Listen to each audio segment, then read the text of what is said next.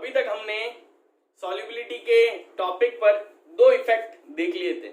एक था nature of solute and solvent की वजह से सॉल्युबिलिटी पे क्या इफेक्ट होता है। दूसरा हमने पढ़ा था टेम्परेचर की वजह से सॉल्युबिलिटी के ऊपर क्या इफेक्ट पड़ता है। तीसरा जो अपना लास्ट बचता है सॉल्युबिलिटी पे इफेक्ट, वो है प्रेशर का। अब वही हमारे पास दो टाइप के सॉल्यूशन हमें देखने थे। एक था अगर मेरे पास कोई सॉलिड है वो लिक्विड में डिसॉल्व हो, दूसरा है अगर मेरे पास कोई गैस है वो लिक्विड में डिसॉल्व हो। तो इन पर अगर मैं प्रेशर अप्लाई करूं, इन दोनों कंडीशन में क्या अप्लाई करूं, प्रेशर अप्लाई करूं, तो यहां पर सॉल्युबिलिटी पे क्या इफेक्ट देखने को मिलेगा। अगर मैं टेम्परेचर की बात करता हूं, इफेक्ट ऑफ टेम्परेचर अगर हमने देखा था तो वहां पे एक रूल फॉलो हो रहा था। कौन सा? ले शातेलिए लॉ फॉलो हो रहा था। अगर मैं प्रेशर की बात करूं तो यहां पर भी एक रूल फॉलो होगा, लेकिन कहां फॉलो होगा वो हम देखते हैं। हम आज देखेंगे इफेक्ट ऑफ प्रेशर, यानी ताप का प्रभाव। अब कहां कहां देखना है? पहला क्या है अपना, अगर मेरे पास कोई सॉलिड है वो कहां डिसॉल्व हो, लिक्विड में, यानी solubility of solid in liquid. दूसरा, अगर मेरे पास कोई गैस है वो कहां डिसॉल्व हो, लिक्विड में, यानी solubility of gases in liquid, यानी गैसों की द्रव में विलेयता पर क्या देखना है, प्रेशर का इफेक्ट देखना है।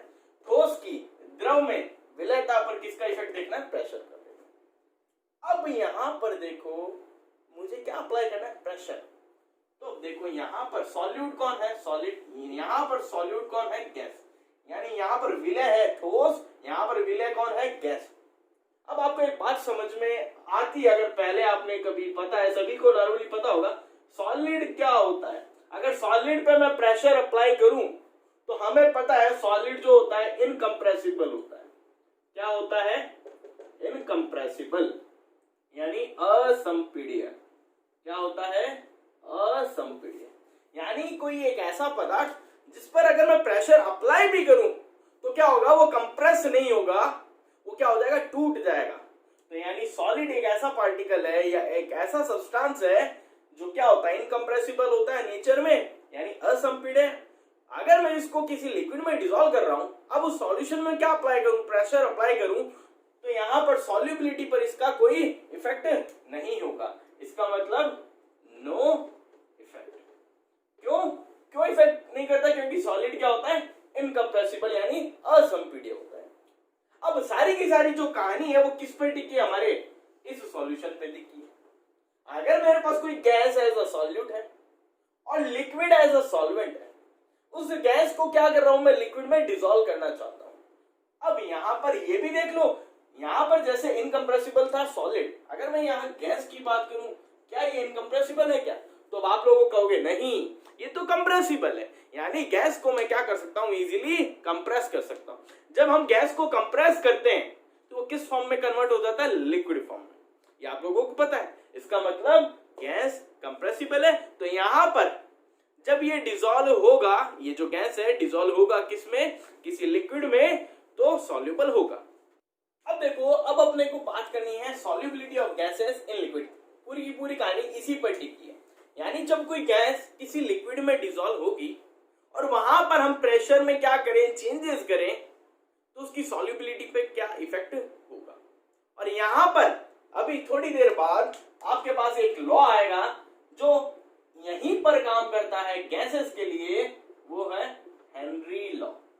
जो हेनरी थे, विलियम हेनरी थे, उन्होंने एक लॉ दिया था, हेनरीज लॉ। इसकी हम बाद में बात करेंगे, पहले नॉर्मल इसकी सॉल्युबिलिटी की बात करते हैं। देखो, अगर मेरे पास एक पिस्टन सिलेंडर अरेंजमेंट है, पिस्टन सिलेंडर सभी को पता है, होली में जो पिचकारी यूज होती है ना, वो पुचुक पुचुक पुचुक, वही क्या है अपना पिस्टन सिलेंडर मान लो।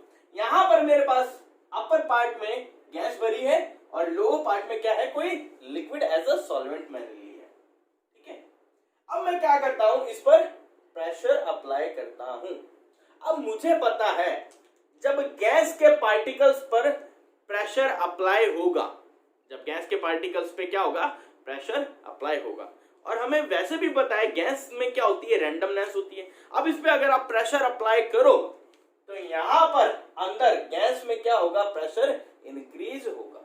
जब जब प्रेशर इंक्रीज होगा तो ये गैस पार्टिकल, मैंने माना कोई एक गैस पार्टिकल को अगर मैं उठाऊं, ये एक गैस पार्टिकल और ये लिक्विड की सरफेस पे जो एक पार्टिकल होगा, इनके बीच में क्या होगा, कॉलिजन होगा। जब ऊपर से प्रेशर अप्लाई होगा तो ये वाला पार्टिकल इस पार्टिकल से क्या होगा, टकराएगा, तो यहां पर क्या होगा, कॉलिजन होगा। इसी तरह खूब सारे पार्टिकल क्या करेंगे, गैसेस के लिक्विड की सरफेस पे जो पार्टिकल प्रेजेंट है उससे क्या होंगे, कोलाइड करेंगे। जब वो आपस में कोलाइड करेंगे तो मैं यहां पर बोल सकता हूं ये जो सिस्टम इक्विलिब्रियम में था अब वो अब इक्विलिब्रियम में नहीं होगा। जब वो इक्विलिब्रियम में नहीं होगा तो दूसरे इक्विलिब्रियम की तरफ जाने की क्या करेगा, कोशिश करेगा। तो अब यहां पर होगा क्या, सिंपली जब आप प्रेशर अप्लाई करोगे तो गैस के पार्टिकल क्या करेंगे, लिक्विड में जाने की, उसमें सॉल्युबल होने की, क्या उसमें डिसॉल्व होने की क्या करेंगे, कोशिश करेंगे। जब यहां पर मैं प्रेशर अप्लाई करूं तो मैंने देखा यहां पर क्या हुआ, वॉल्यूम रिड्यूस हो गया। ये जो सिस्टम सिलेंडर था पिस्टन का, उसका क्या हुआ, वॉल्यूम रिड्यूस हुआ। जैसे ही वॉल्यूम रिड्यूस हुआ प्रेशर क्या हुआ, इंक्रीज। प्रेशर इंक्रीज होने के बाद मैंने बोल सकता हूं यहां पर जो गैसेस थी वो इस लिक्विड में क्या हो गई, डिसॉल्व हो गई, यानी इसकी सॉल्युबिलिटी बढ़ गई। और वो कब बढ़ी है, जब मैंने यहां पर क्या अप्लाई किया, प्रेशर बढ़ाया। यानी जब हम प्रेशर इंक्रीज करेंगे तो सॉल्युबिलिटी क्या होगी भाई साहब, इंक्रीज होगी, यानी विलेयता बढ़ेगी। दाब बढ़ाने पर किसी भी पदार्थ, गैसीय पदार्थ की विलेयता क्या होती है, बढ़ती है। ये सिंपल सा टॉपिक है कि solubility of gases in liquid. अब हम बात करेंगे हेनरीज लॉ। अब देखो, अब हम देखेंगे हेनरी लॉ क्या कहता है। अब पहली बात, हेनरी लॉ किसके लिए, कब, कहाँ यूजफुल होता है, कहाँ नहीं होता है, पहले उसकी बात अगर मैं करूं। हेनरी लॉ तब अप्लाई करेंगे जब हमें क्या देखना हो, किसी गैस की क्या देखनी है, सॉल्युबिलिटी देखनी है। क्या देखनी है, सॉल्युबिलिटी देखनी है। किसमें देखनी है, लिक्विड में देखनी है। जब हमें किसी गैस की सॉल्युबिलिटी किसी लिक्विड में देखनी है तो वहां पर क्या अप्लाई होगा, हेनरीज लॉ अप्लाई होगा। अब ये लॉ क्या कहता है और इस लॉ को लगाने से हमें क्या मिलता है, तो एक बात ध्यान रखना, जो हेनरी लॉ है वो क्या देता है, हमें किसी सब्सटेंस की क्वांटिटी बताता है। क्या बताता है, क्वांटिटी, यानी किसकी क्वांटिटी बताएगा, यहाँ सॉल्युबल कौन डिसॉल्व हो रहा है उस लिक्विड में, गैस, तो इसकी हमें क्या बताता है, क्वांटिटी बताता है कि कितनी क्वांटिटी में कोई गैस किसी लिक्विड सॉल्वेंट में डिसॉल्व रहती है। अब यहाँ क्वांटिटी से मतलब क्या हुआ, यहाँ quantity is related to the mass of the gas. तो अब ये लॉ क्या बोलता है, ये लॉ क्या कहता है, अगर आपके पास कोई सॉल्वेंट है जिसका वॉल्यूम क्या है, एक सर्टेन वॉल्यूम है, फिक्स्ड वॉल्यूम है, मैं बोल सकता हूं, ठीक है, वॉल्यूम क्या है, फिक्स्ड है, कोई भी सर्टेन वॉल्यूम हो सकता है, वो हो सके आपको 1 लीटर बोलते हैं, 100 ml बोलते हैं, 50 ml बोलते हैं, 500 ml बोलते हैं, कोई भी सर्टेन वॉल्यूम है आपके पास किसी सॉल्वेंट का। आपको क्या करना है, उसमें कोई गैस डिसॉल्व करनी है। आपको क्या करना है, उसमें कोई गैस डिसॉल्व करनी है। अब ये जो पूरा सिस्टम है ना, जहां गैस डिसॉल्व हो रही है उस सॉल्वेंट में, यहां का टेम्परेचर भी मैंने क्या कर दिया, कांस्टेंट, यानी फिक्स टेम्परेचर, एक सर्टेन टेम्परेचर रख दिया मैंने, मान लो 25 डिग्री सेंटीग्रेड, 30 डिग्री सेंटीग्रेड, 37, 40, 50, कुछ भी हो सकता है। किसी एक सर्टेन टेम्परेचर पे मैं क्या देखना चाहता हूं, किसी गैस की सॉल्युबिलिटी, यानी किसी गैस को किसी सॉल्वेंट में, अब किस सॉल्वेंट में, फिक्स्ड वॉल्यूम के सॉल्वेंट में क्या करना चाहता हूं, डिसॉल्व करना चाहता हूं। तो ये लॉ क्या बोलता है, हेनरीज लॉ, अगर आपके पास कोई गैस है और उसका मास क्या, आपके पास कुछ भी है, कोई मास है आपके पास, यानी a particular amount of, amount बोल दूं, मास बोल दूं, बात है कि अ पर्टिकुलर अमाउंट और mass of gas which get dissolved in liquid solvent of a particular volume at a fixed temperature, then the mass of gas is directly proportional to the pressure of the gas। यानी इसको समझना, ये क्या बोल रहा है, वो gas जो उस सॉल्वेंट में डिसॉल्व होने जा रही है, उसका जो अमाउंट है, उसका जो मास है, वो डायरेक्टली प्रोपोर्शनल किसके होगा? वो गैस जितना प्रेशर अप्लाई कर रही है उस सिस्टम में, समझना, वो गैस है वो क्या अप्लाई कर रही है, देखो प्रेशर अप्लाई होगा तभी तो उस लिक्विड सॉल्वेंट में क्या होगी, डिसॉल्व होगी। अब वो जितना प्रेशर अप्लाई करेगी, मान लो मैंने माना 100 बार, 500 बार, कोई गैस है जो 500 बार पर क्या हो जाती है, ज्यादा डिसॉल्व होती है, कोई है जो 100 बार पे कम डिसॉल्व होती है। तो हुआ क्या, जहां ज्यादा प्रेशर था वहां ज्यादा डिसॉल्व हुई, जहां कम प्रेशर है वहां कम डिसॉल्व हुई। तो ऑब्वियस सी बात ये हुई कि कोई भी गैस जिस लिक्विड सॉल्वेंट में डिसॉल्व होगी वो कोई ना कोई क्या अप्लाई करेगी, प्रेशर वहां अप्लाई होगी तभी तो क्या होगी, डिसॉल्व हो पाएगी। तो उसका जो अमाउंट, उसका जो मास है वो डायरेक्टली प्रोपोर्शनल किसके होगा, प्रेशर के होगा। यही हेनरी का नियम, हेनरी का लॉ बताता है, यानी mass is directly proportional to the pressure. तो यहां पर जो मास, अब ये प्रोपोर्शनलिटी का अगर साइन हटाऊं तो यहां पर कोई कांस्टेंट आएगा, वो आता है KH। ये KH क्या है, हेनरी कांस्टेंट है। क्या है, हेनरी कांस्टेंट। ठीक है, अब इसको किसी और तरीके से भी बोल सकते हैं, वो सुनो। देखो जो सेकंड स्टेटमेंट है, दूसरा जो स्टेटमेंट है उसको हम ऐसे भी बोल सकते हैं, बात दोनों की सेम ही है बट थोड़ा सा चेंज हमने करना है। वो क्या करना है, वो जो गैस थी वहां पर पिछले स्टेटमेंट के अकॉर्डिंग हम क्या ले रहे थे, मास ले रहे थे। यहां पर इस गैस का क्या ले लेंगे हम, मोल फ्रैक्शन ले लेंगे। क्या ले लेंगे, मोल फ्रैक्शन, जिसे हम XG बोल देते हैं, मोल फ्रैक्शन। अब वहां पर हम क्या ले रहे थे, प्रेशर ले रहे थे गैस का जो अप्लाई कर रहे थे। यहां पर हम क्या लेंगे, पार्शियल प्रेशर। क्या लेंगे, पार्शियल प्रेशर। इसको मैंने स्मॉल PG से डिनोट कर दिया, इसको मैं क्या बोलूंगा, पार्शियल प्रेशर ऑफ गैस। तो स्टेटमेंट सुनना, वो क्या बोलेगा, आपके पास जो गैस है उसका कितना मोल फ्रैक्शन, उसका कितना मोल फ्रैक्शन उस सॉल्यूशन में डिसॉल्व है, वो डायरेक्टली प्रोपोर्शनल किसके होगा, उस गैस के पार्शियल प्रेशर के। यानी अगर आपको सॉल्युबिलिटी चेक करनी है किसकी, गैस की, तो आप क्या लोगे, उसका मोल फ्रैक्शन लोगे, और उस गैस का जो पार्शियल प्रेशर है, वो जो अप्लाई कर रही है पार्शियल प्रेशर, वो देखोगे। अब ये पार्शियल प्रेशर की बात आती है, पार्शियल प्रेशर क्या होता है, जब फॉर एग्जांपल मेरे पास ये सॉल्वेंट है, यहां पर मैं 3 गैसें डिसॉल्व करना चाहता हूं। मान लो एक गैस A, B, C।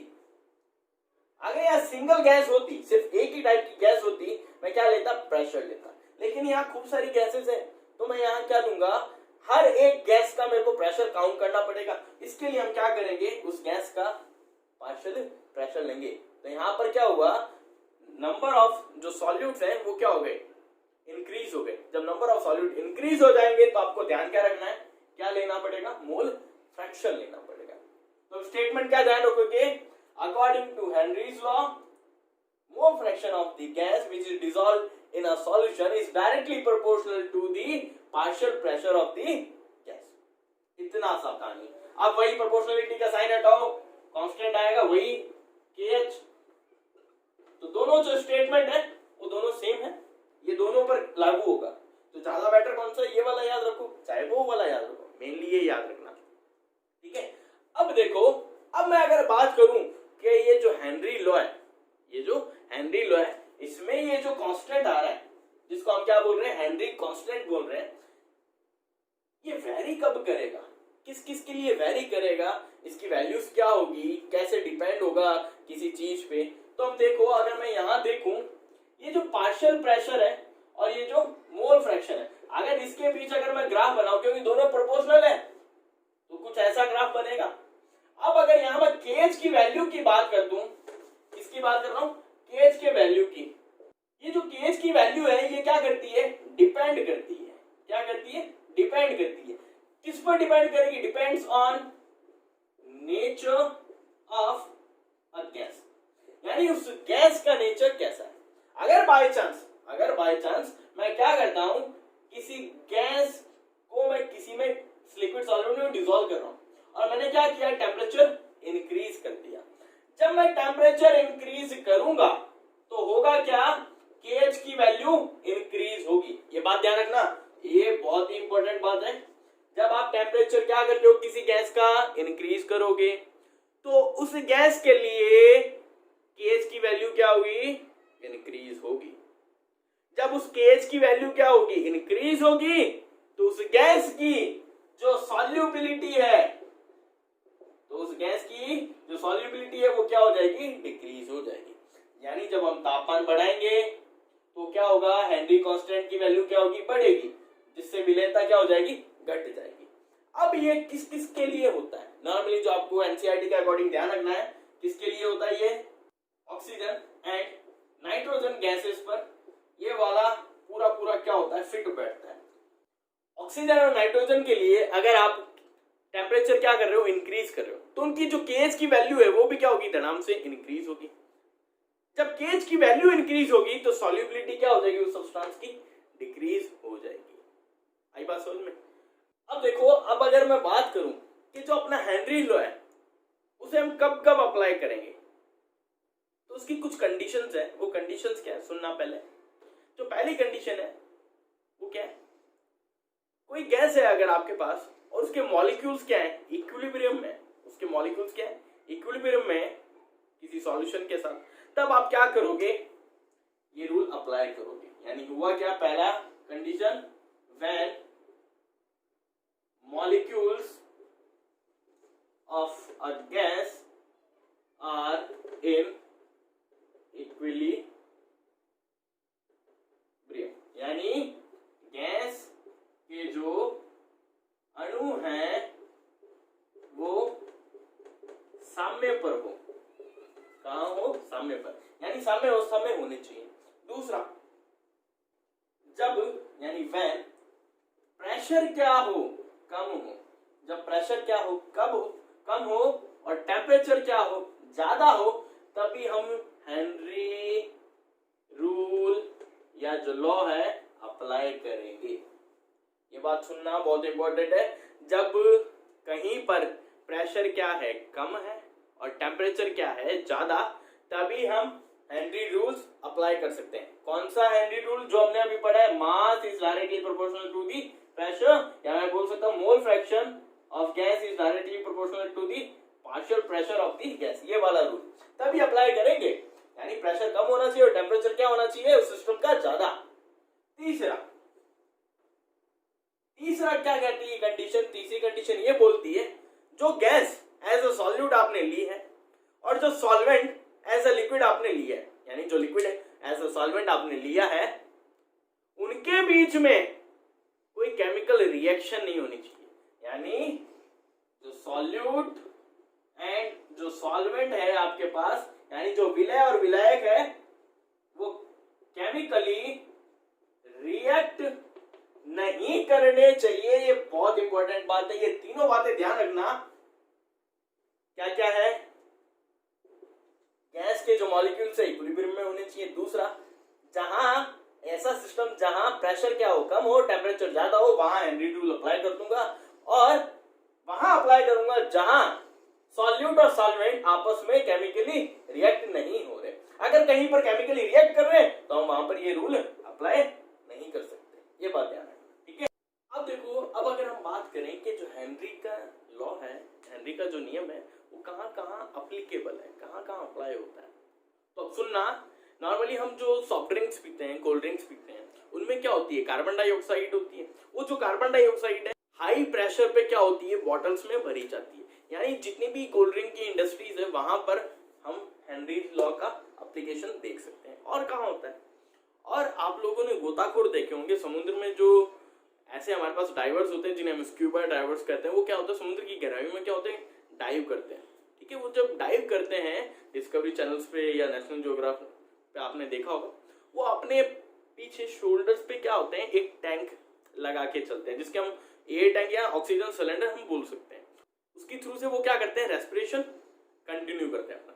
अब सुनना, जब वो समुद्र में क्या करते हैं, डाइव करते हैं, क्या करते हैं, डाइव करते हैं, तो हमें पता है समुद्र की गहराई में जब हम नीचे जाएंगे तो प्रेशर क्या होगा, वहां पर बढ़ेगा। प्रेशर क्या होगा, बढ़ेगा। अभी हमने थोड़ी देर पहले एक चीज पढ़ी, अगर हम प्रेशर हाई करते हैं तो सॉल्युबिलिटी क्या होगी, बढ़ेगी। ये पढ़ा था। प्रेशर हमने हाई किया तो सॉल्युबिलिटी क्या हुई, बढ़ेगी। अब उस समुद्र में पानी में नीचे की तरफ कुछ गैसेस होगी तो उसकी सॉल्युबिलिटी वहां पर क्या होगी, हाई होगी। ये नॉर्मल सी बात है, अगर हुआ तो ऐसा। अगर मैं अपर सरफेस की बात करूं समुद्र में तो होगा क्या, वहां पर प्रेशर क्या होगा, कम होगा, तो वहां पर गैस की सॉल्युबिलिटी क्या होगी, कम होगी। यही हुआ। अब वो गोताखोर गया, कहां गया, नीचे गहराइयों में। अब उसके कंधे पे क्या टंगा है भाई साहब, एयर टैंक टंगा है जिसमें क्या है, गैसेस भरी है। ठीक है, जिसमें क्या है, गैसेस भरी है। एयर क्या होती है, air is a mixture of different type of gases. Normally क्या होता है, ऑक्सीजन होता है, नाइट्रोजन होता है, हीलियम होता है, यही होती है। तो वहां पर वो गैसेस भरी है।